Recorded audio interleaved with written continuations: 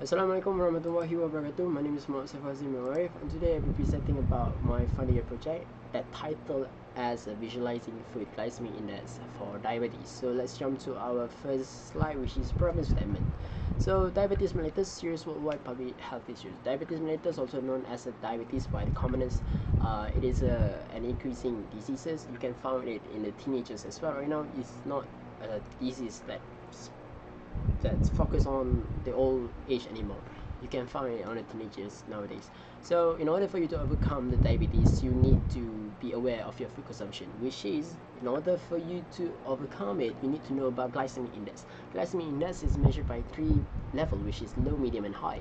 So in order for you to overcome the disease, the diabetes, is you need to consume a low glycemic index and avoid the high glycemic index. Medium is like, medium, right? So glycemic index can't be counted easily, like you can't think about calories and stuff like that. It's not as easy as that. You need to have a proper technique for you to have the glycemic index value. So visualization about food glycemic index is something that is rare to be found, because a lot of food visualization is more focused on the other nutrients such as carbohydrates or fat or maybe vitamins, but glycemic index is something that is rare for us to actually hear about it. And by doing this, we can help in creating more awareness about the food compositions. Alright, next is project scopes. So there's three. The first one is diabetes patient. Of course, diabetes patient, it is to help them in overcome the disease by having them to actually choose their food properly in the futures. And also this can help the dietitian, because let's say you have a disease, right? This person will be directed to a dietitian, and dietitian have lots of things to remember, right? So it is hard for them to actually explaining about all the details about glycemic index, to be honest, because there's a lot of things that need to be talked about, and glycemic index is hard to remember because it is different based on the food and or how it is being produced. So dietitian could have benefits from this, and next is public user, or I call them as health enthusiasts. It is not glycemic index is not limited to diabetes only. It can help in avoiding other diseases as well. It is found out that glycemic index can actually help us in losing some weight. So I think it is a good start, right? So next is objective is to design a dashboard that visualizes diabetic food, of course, and this is to help in guiding the patient or diabetic in choosing their food properly. This can help them with their glycemic control, as I can say.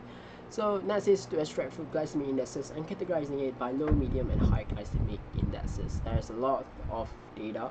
There's a lot of food in this world, right? So there's a lot of data that need to be extracted first. Next is the technique involved. So for the dashboard and visualization, I might be using Microsoft Power BI, which is Microsoft Power BI is a very complex software. Everything you need is there, so users need to actually explore it more. And then I might be using JavaScript or Python, but as far as things goes, I might be using JavaScript to integrate with the Microsoft Power BI. And the possible graph to use is high-dimensional pixel-based chart, which I found out in this one article. They talk about high-dimensional circular pixel-based chart, which I think that is a good representation of food composition. I think I might be looking forward with the high-dimensional pixel-based chart. So the problem domain is glycemic index is hard to understand, right? It's different on how it is produced. Let's say you have a potato, but if you cook it differently, you'll be having a different glycemic index value. So it's hard for us to actually know what the glycemic index is. And next is going to memorize all of the food, because there's tons of millions or maybe billions of food in this world, right? So it's hard for us to actually memorize all of it. And then the glycemic index can't be counted, as I mentioned before, because it requires lots of research. When it being produced or cooked differently, you need to have a proper calculation of that. So it is very hard for us to actually know the exact value of glycemic index without actually reading for it. And then another problem is slowing down the food decision making for the diabetic, which is they need to be very careful about their food, and they might need to Google it, right? So I think that's all from me. It's 5 minutes already, so thank you for listening and have a nice day. Thank you.